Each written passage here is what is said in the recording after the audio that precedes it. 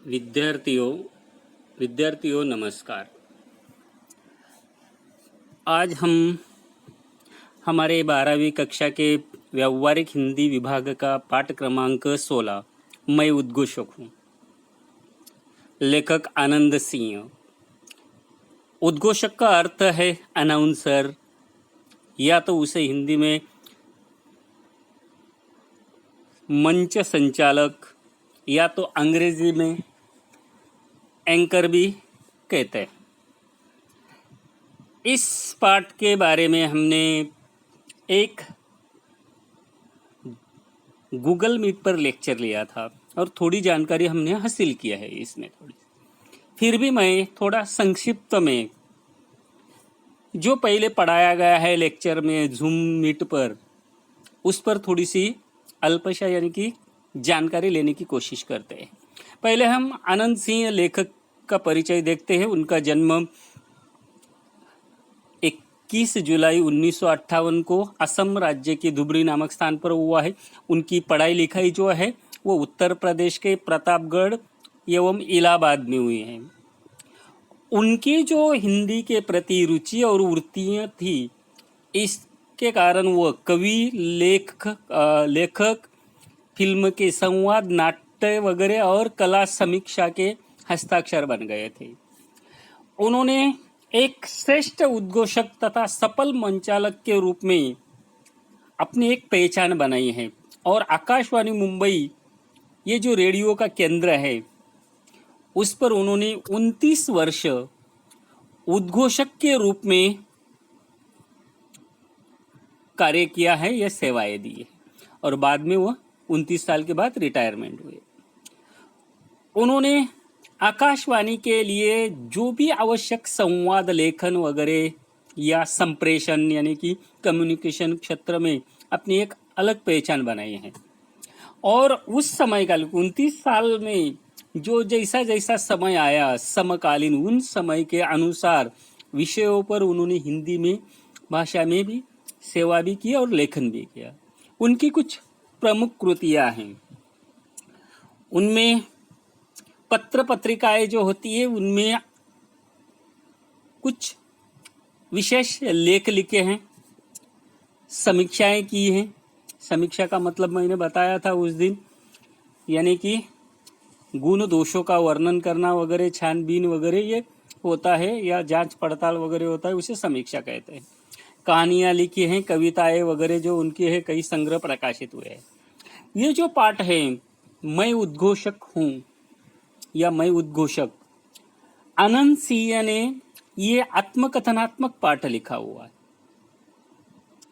और आत्मकथा में अपने स्वयं के अनुभव और व्यक्तिगत प्रसंगों को पूरी निष्ठा के साथ लिखना पड़ता है या बताना पड़ता है। उसके बाद आत्मकथा लिखते समय लेखक को तटस्थता और घटनाओं के प्रति निरपेक्षता का निर्वाह करना पड़ता है, तो ही आत्मकथा विश्वसनीय बन जाती है। और आत्मकथा लिखते समय पर हमेशा मैं इस उत्तम पुरुषवाचक सर्वनाम में लिखना आवश्यक होता है। हमें जो ये पाठ दिया गया है मैं उद्घोषक, ये जो है आत्मकथनात्मक पाठ है, इसीलिए लेखक के खुद के अनुभव, स्वयं के अनुभव और उनके जो व्यक्तिगत प्रसंग हैं उन्होंने यहाँ दर्ज किए हैं।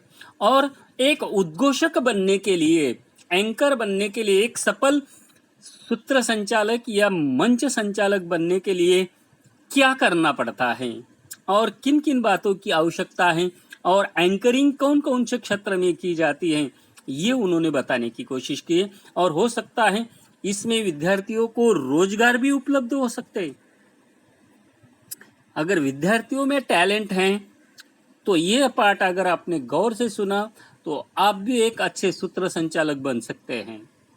तो इसके लिए पाठ परिचय में बताया गया है कि यहाँ सूत्र संचालन की जो प्रस्तुति है, सादरीकरण है, वो आत्मकथनात्मक पाठ के द्वारा की गई है। और पाठ में लेखक ने एक सफल उद्घोषक अथवा मंच संचालक यानी कि एंकर बनने के लिए व्यक्ति में या संचालक में कौन से आवश्यक गुणों का जरूरत है, ये उल्लेख किया गया है। लेखक का मानना है कि कार्यक्रम जो भी है, टीवी पर हो, रेडियो पर हो या सरकारी कार्यक्रम हो, सामाजिक हो, सांस्कृतिक हो, जो भी कार्यक्रम हैं, उन कार्यक्रमों की सफलता जो होती है वह मंच संचालक पर बहुत सारी निर्भर करती है। संचालक में सूझबूझ की आवश्यकता है, समय सूचकता की आवश्यकता है और हाजिर जवाबी होना भी बहुत जरूरी है। और उस पर जो भी भाषा में सूत्र संचालक करते हैं, एंकरिंग करते हैं, उस भाषा का प्रभुत्व एक समारोह को एक विस्तारित करता है या विस्तार देता है, आयाम प्रदान करता है। और आजकल वर्तमान काल में हर जगह पर एंकरिंग की जरूरत होती है। किसी की जन्मदिन की पार्टी हो, संध्या कार्यक्रम वगैरह हो, उसमें सूत्र संचालन की जरूरत पड़ती है, एंकर की जरूरत पड़ती है। इसलिए एक अच्छे उद्घोषक, अनाउंसर, एंकर बनने के लिए, सूत्र संचालक बनने के लिए या मंच संचालक बनने के लिए व्यक्ति में कौन कौन से गुणों की आवश्यकता होती है और एंकरिंग के प्रकार, कहाँ का एंकरिंग की जाती है, ये लेखक ने अपने व्यक्तिगत अनुभव के साथ या व्यक्तिगत प्रसंग, स्वयं के अनुभव के साथ यह प्रस्तुत किए गए। तो हम इस पाठ में लेखक ने उनके अनुभव क्या हैं और उद्घोषक में कौन कौन से गुण होने चाहिए और कौन कौन से इसमें एंकरिंग की जाती है, एंकरिंग के प्रकार भी बताया है।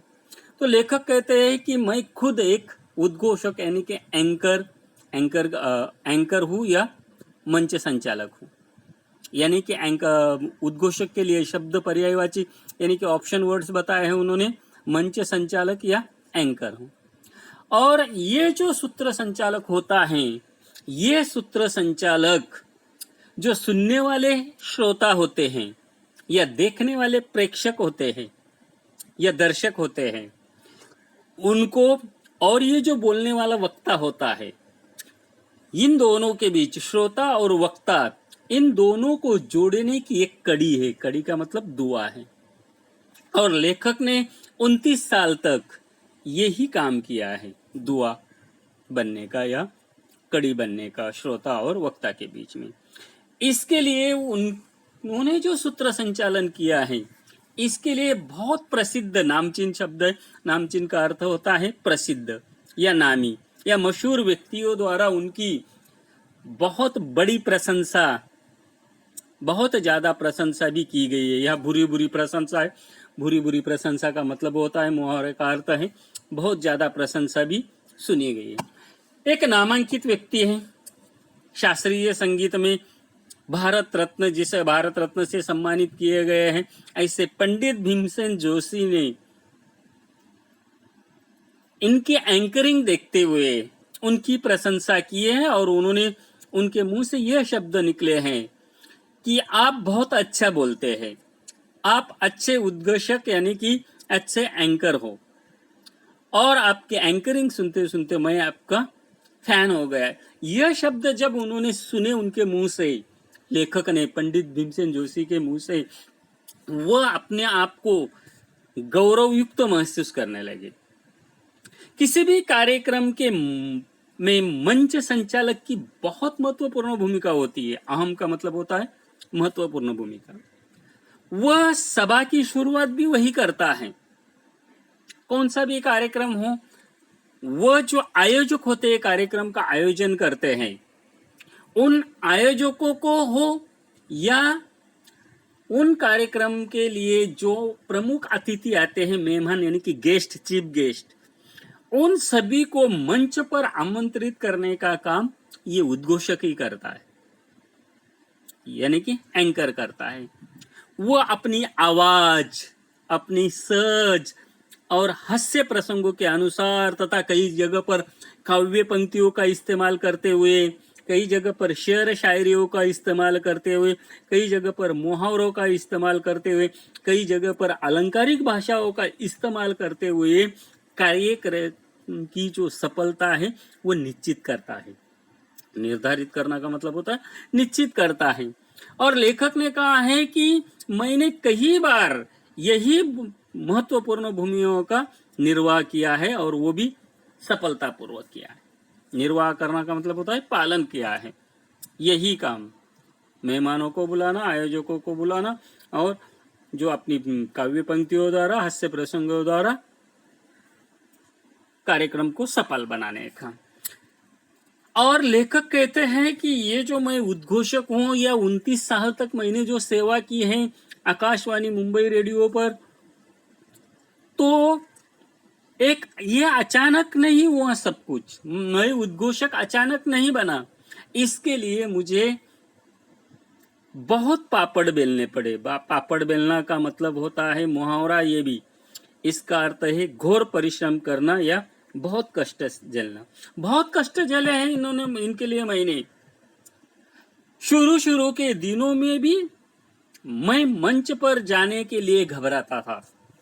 लेखक क्या कहते हैं कि प्रारंभिक के दिनों में, यानी कि शुरू में जो एंकरिंग करते हुए या स्टेज पर बोलते हुए लेखक कहते हैं कि मैं घबराता था।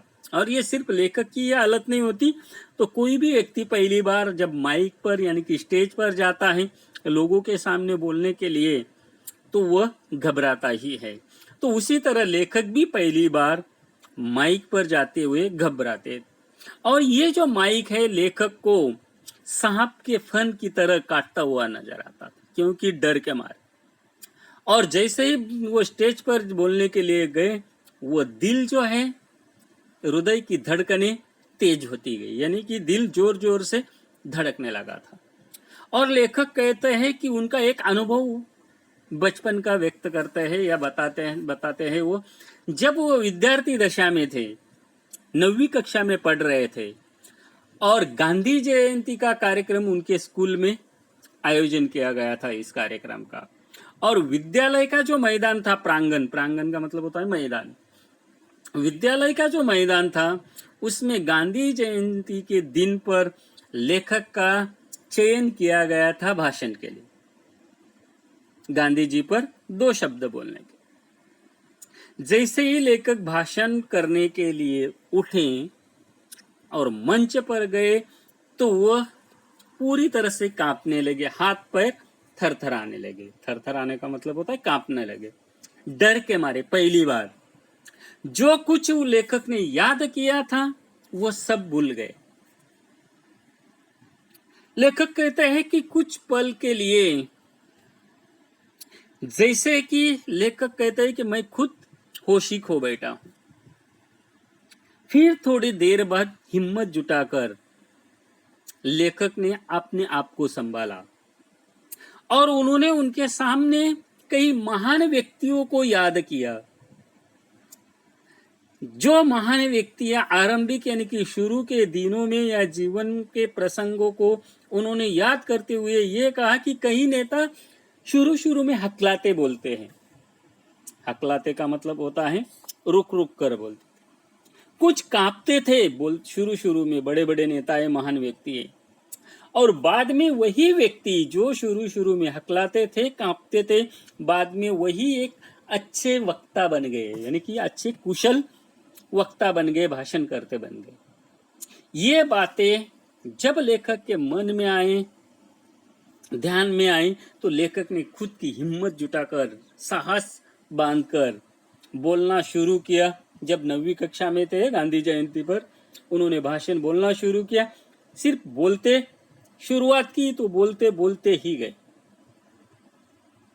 और भाषण जब उनका समाप्त हुआ तो ये जो प्रांगण था उनके विद्यालय का, वो पूरी तरह से तालियों से गूंजने लगा था।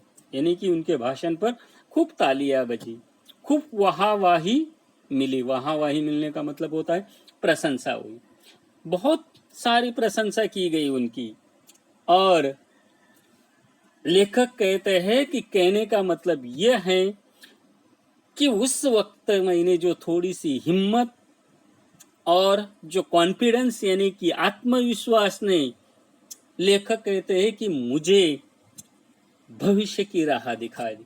अगर उस दिन लेखक कहते हैं कि मैं डर के मारे अगर भाषण नहीं कर पाता, हो सकता है कि मैं एक सफल एंकर नहीं बन पाता, क्योंकि हम एक बार डर गए तो वो हमेशा मन में डर ही बैठा रहता। इसलिए वो डर निकालने के लिए पहले हिम्मत जुटानी पड़ती है, आत्मविश्वास को जगाना पड़ता है। इसलिए बाद में लेखक कहते हैं कि उस पहली बार का जो अनुभव था, डर गया था, उस डर के बाद हिम्मत जुटाकर मैंने जो आत्मविश्वास के साथ भाषण किया और जयंती पर जो महात्मा गांधी जी पर 2 शब्द बोले, उसके बाद वही एक मार्ग था मुझे 29 साल तक एक सफल मंच संचालक बनाने के लिए। और बाद में लेखक कहते हैं कि एक सफल सूत्र संचालक के रूप में मैं धीरे धीरे प्रसिद्ध हो गया। लेखक कहते हैं कि सूत्र संचालन के मुख्यतः प्रकार कौन कौन से है। देखिए यहाँ बताया गया, पेज नंबर 92 पर देखिए, तो यहाँ बताया गया है कि एक पहला है सूत्र संचालन का प्रकार है शासकीय कार्यक्रम का सूत्र संचालन। यानी कि ये जो सरकारी कार्यक्रम होते हैं, सरकारी कार्यक्रमों का सूत्र संचालन किया जाता है। गवर्नमेंट जितने भी प्रोग्राम होते हैं वो लोगों तक पहुंचाने के लिए, लोगों में जागरूकता करने के लिए हम किसी न किसी एक आधा प्रसिद्ध व्यक्ति को लिया जाता है और लोगों तक विज्ञापन द्वारा हो या किसके द्वारा हो, सूत्र संचालक उनका भी करना पड़ता है। दूरदर्शन जो है, टीवी वगैरह चैनल, दूरदर्शन हेतु भी उद्देश्य से भी सूत्र संचालन होता है। दूरदर्शन पर हम सीधे देख सकते हैं, लेकिन रेडियो जो आकाशवाणी है, इस पर सिर्फ कार्यक्रम सुने जाते हैं और ऐसे कार्यक्रम रेडियो हेतु भी सूत्र संचालन करना पड़ता है। उसके बाद राजनीतिक यानी कि पॉलिटिशियन क्षेत्र के बारे में भी सूत्र संचालन करना पड़ता है। सामाजिक क्षेत्र में भी सूत्र संचालन करना पड़ता है और यानी कि सोशल जो कार्यक्रम होते हैं उसमें भी सूत्र संचालन करना पड़ता है। उसके बाद सांस्कृतिक कार्यक्रमों का सूत्र संचालन, यानी कि जो कल्चर प्रोग्राम्स होते हैं। कल्चर प्रोग्राम तो तुमने बचपन से देखे होंगे, स्कूल से लेकर आज कॉलेज में आ गए हैं। तो हर साल स्कूल कॉलेज में तुम्हारा एनुअल डे होगा, हमारा स्वतंत्रता दिवस होगा 15 अगस्त, 26 जनवरी गणतंत्र दिन होगा। ऐसे अनेक कार्यक्रमों में गाने वगैरह का कार्यक्रम होता है, वो सांस्कृतिक कार्यक्रम में हमें आता है। ये जो है कितने प्रकार बताए गए, शासकीय कार्यक्रमों का सूत्र संचालन, दूरदर्शन हेतु सूत्र संचालन, रेडियो हेतु सूत्र संचालन और राजनीतिक, सामाजिक तथा सांस्कृतिक कार्यक्रमों का सूत्र संचालन, इतने प्रकार बताया गया। तो हम पहला देखते हैं शासकीय एवं राजनीतिक कार्यक्रम का सूत्र संचालन किस तरह से किया जाता है। तो उनके क्या जरूरत होती है, कैसी तैयारी करनी पड़ती है। शासकीय एवं राजनीतिक समारोह के सूत्र संचालन में प्रोटोकॉल का बहुत ध्यान रखना पड़ता है। कोई भी शासकीय कार्यक्रम या राजनीतिक जो भी कार्यक्रम होता है, समारोह का मतलब होता है उत्सव या शुभ कार्यक्रम, जो भी शुभ कार्यक्रम होते हैं उसके सूत्र संचालन में प्रोटोकॉल का मतलब होता है शिष्टाचार पूर्वक व्यवहार या विधिवत कार्य। प्रोटोकॉल यानी कि शिष्टाचार पूर्वक बातों का बहुत ध्यान रखना पड़ता है। शिष्टाचार होना बहुत जरूरी है कार्यक्रमों में, क्योंकि ये शासकीय ये जो कार्यक्रम होते हैं या राजनीतिक कार्यक्रम होते हैं, बड़े बड़े ओहदे वाले यानी कि बड़े बड़े पोस्ट वाले, बड़े बड़े पदों के लोग उपस्थित होते हैं। इसके लिए उनके पदों के अनुसार नामों की एक सूची बनानी पड़ती है। लिस्ट, सूची का मतलब होता है लिस्ट बनानी पड़ती है। और ये जो बड़े बड़े नामांकित व्यक्ति आते हैं, बड़े बड़े पोस्ट वाले आते हैं, वो शासकीय भी हो या राजनीतिक क्षेत्र में हो, जिसका किसके हाथों सत्कार करना है यानी कि सम्मान करना है, इसके पहली योजना बनानी पड़ती है।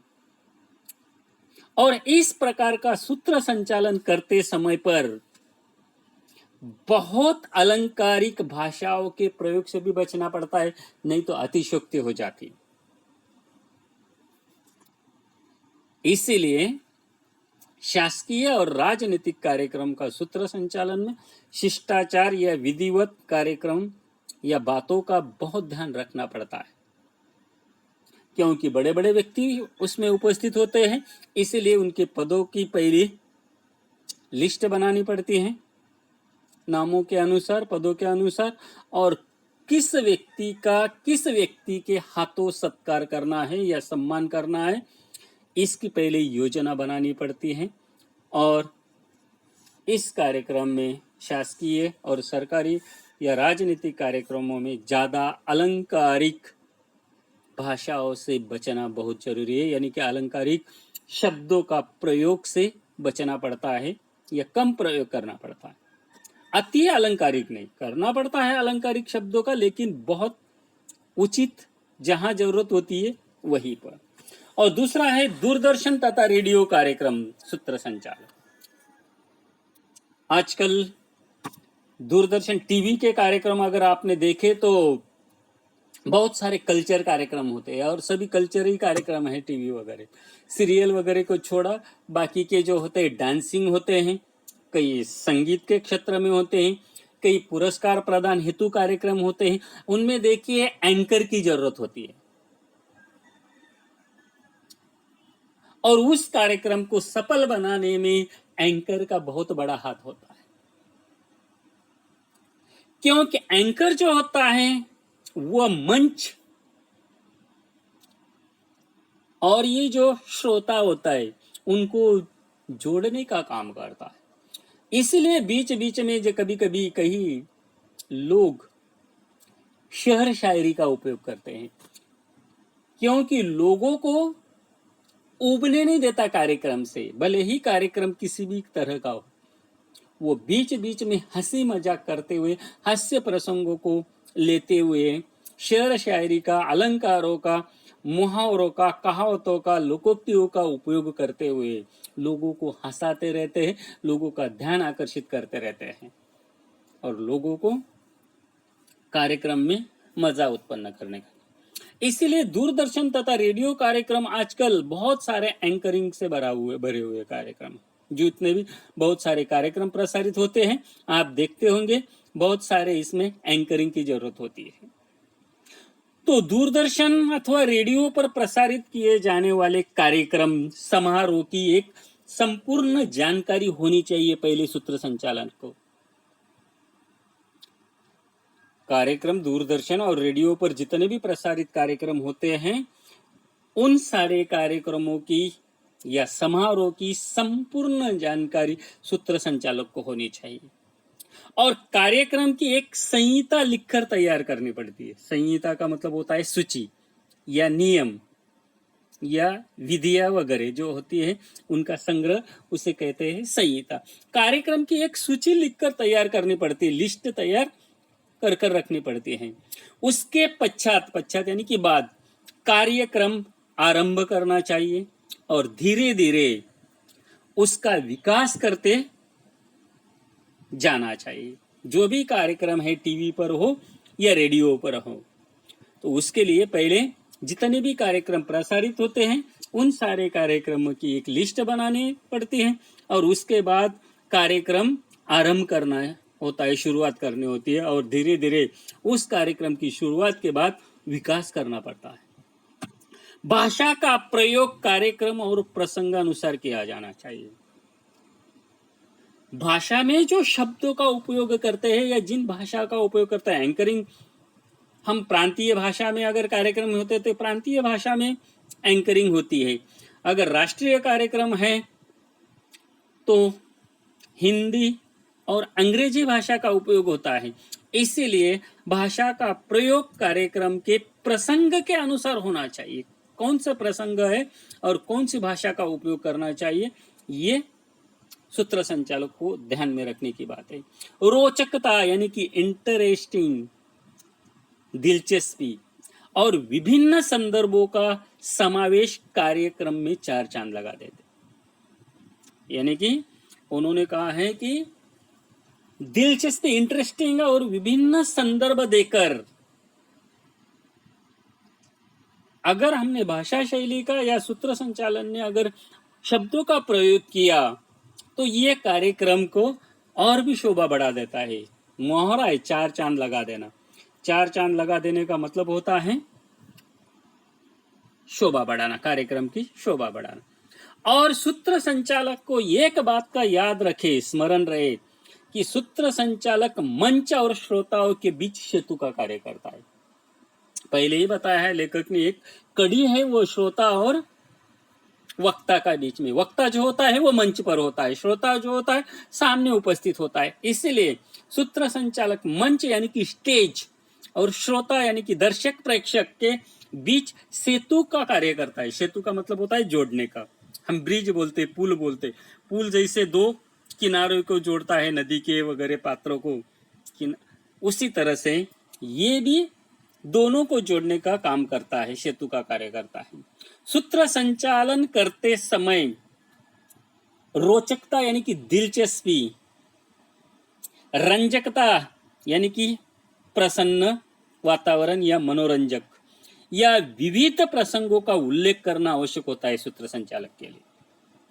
सूत्र संचालक करते समय पर सूत्र संचालक को कार्यक्रमों में रोचकता लानी चाहिए, रंजकता यानी कि मनोरंजक या प्रसन्नता लाने के लिए विविध प्रसंगों का उल्लेख करना आवश्यक होता है।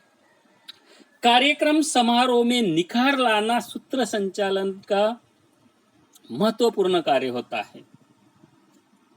निखार लाने का मतलब होता है सुंदरता या चमक या सजावट लाना। कार्यक्रम में अगर समारोह में या उत्सव में अगर निखार लाना है, सुंदरता लानी है या चमक लानी, सूत्र लाने के लिए सूत्र संचालक की अहम भूमिका होती है, महत्वपूर्ण भूमिका होती है।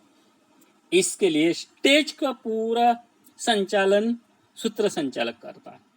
कार्यक्रम के अनुसार सूत्र संचालक को अपनी भाषा और शैली में परिवर्तन करना चाहिए। जिस तरह का कार्यक्रम है उसके अनुसार एंकर को अपनी भाषा और भाषा में शब्दों का प्रयोग, अपनी शैली, अपने ढंग, अपने बोलने का प्रकार, इसमें बदलाव करना चाहिए।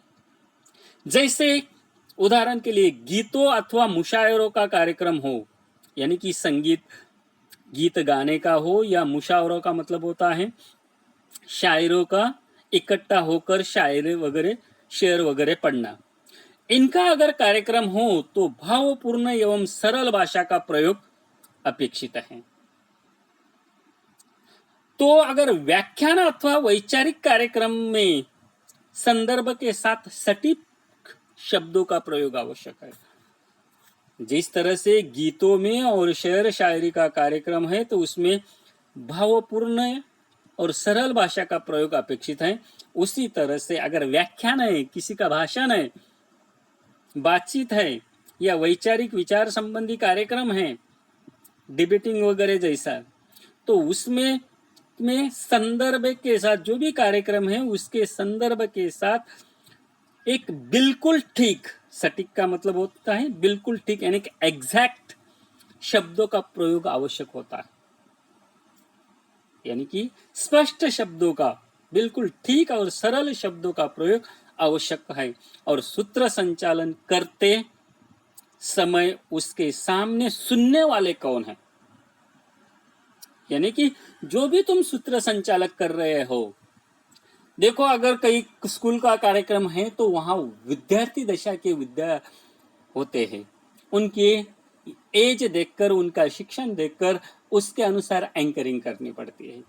अगर तुम कई बड़े कार्यक्रम में हो, बड़े बड़े लोग हैं, तो उनके अनुसार, बड़े लोगों के अनुसार वह सूत्र संचालक करना पड़ता है। एज, पढ़े लिखे, अनपढ़ वगैरह ऐसे सब कुछ देखना पड़ता है।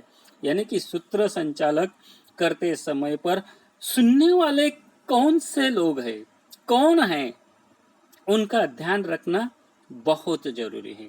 तो विद्यार्थियों, हम आज के लिए इस पाठ की इतनी जानकारी लेती हैं और बाकी की जो बची हुई जानकारी हैं वो हम अगले भाग में देखेंगे। ये हम पाठ क्रमांक 16 मैं उद्घोषक, लेखक आनंद सिंह और पेज नंबर पृष्ठ नंबर 91। विद्यार्थियों, मैंने जो भी ये पढ़ाया है उसमें जो कठिन शब्द है, मुहावरे आए हुए हैं, कहावतें आते हैं, उनका अर्थ मैंने स्पष्ट किया है। आप पेंसिल या पेन लेकर आप अपने किताब में या नोटबुक में भी लिख सकते हैं। और उसमें जो महत्वपूर्ण मुद्दे हैं, हो सकता है भविष्य में भी तुम एक अच्छे एंकर बनेंगे। तो एंकर बनने के लिए कौन कौन से बातों की जरूरत होती है, कौन कौन से गुणों की जरूरत होती है, ये बताया है। और एंकरिंग कौन कौन क्षेत्र में की जाती है। एक सफल उद्घोषक एंकर बनने के लिए, अनाउंसर बनने के लिए क्या क्या करना पड़ता है, कितनी मेहनत करनी पड़ती है, ये सब कुछ लेखक ने बताया है। हम आधी से कम जानकारी हम पहले भाग में ले चुके हैं। अब बाकी की जो जानकारी है हम जब दूसरा भाग प्रसारित होगा तब उसमें देखेंगे। तो आज के लिए विद्यार्थी इतना ही काफ़ी है। अगला भाग हम बाद में प्रसारित करेंगे।